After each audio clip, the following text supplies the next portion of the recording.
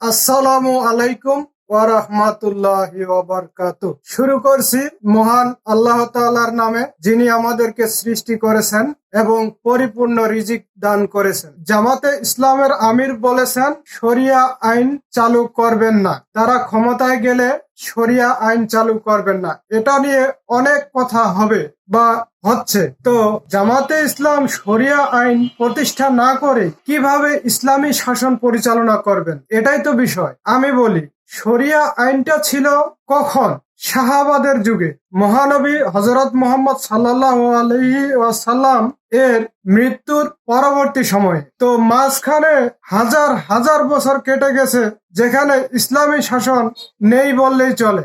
এর মধ্যে অন্তত এই বাংলাদেশে ইসলামী শাসন প্রতিষ্ঠার স্বপ্ন দেখে জামাতে ইসলাম সহ আরো অন্যান্য ইসলামিক দলগুলো। তো শরিয়া আইন কেন প্রতিষ্ঠা হবে না? তার কারণ হচ্ছে, আমরা গণতান্ত্রিক পদ্ধতির মাধ্যমে নেতা নির্বাচন করতেছি, এটা একটা কারণ থাকতে পারে। দ্বিতীয়ত কারণ হচ্ছে, জামাতে ইসলামের গঠনতন্ত্রে শরিয়া আইনের কথা আপাতত বলা নেই। তাহলে কি বলা আছে?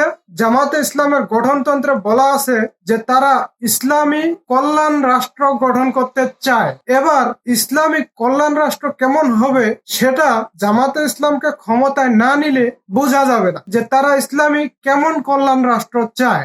আরেকটা কারণ থাকতে পারে যে ইসলামী দলগুলোর কিছু অংশ এই জোটের সাথে একজোট হয় নাই, একটা অংশ দূরেই রয়ে গেছে।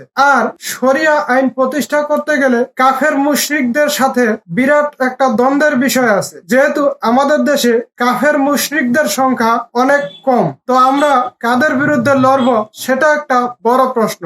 এখন জামাতে ইসলাম ক্ষমতায় গেলে ইসলামিক কল্যাণ রাষ্ট্র গঠন করবে, পরবর্তীতে অন্যান্য ইসলামিক দলগুলো যদি তাদের সাথে একজোট হয় এবং একই প্ল্যাটফর্মে আসে, তখন হয়তো জামাতে ইসলাম চিন্তা করবে যে শরিয়া আইন প্রতিষ্ঠা করা যায় কিনা এবং শরিয়া আইনের মাধ্যমে সকল ইসলামী মূল্যবোধের লোকজনদেরকে নিয়ে পুনরায় কোনো বিপ্লব ঘটানো যায় কিনা এবং সেই বিপ্লব ঘটানোর মাধ্যমে এদেশে ইসলামের স্বতঃস্ফূর্ত শাসন শরিয়া আইন থেকে যা যা আছে সবকিছুই স্থাপন করা যায় কিনা। এটা হচ্ছে আমার ব্যক্তিগত মতামত। যদি ভালো লাগে লাইক কমেন্ট করবেন এবং শেয়ার করবেন, আর যদি খারাপও লাগে সেটাও কমেন্টে জানাবেন। ধন্যবাদ। আশা করি সবাই ভালো থাকবেন। আসসালামু আলাইকুম।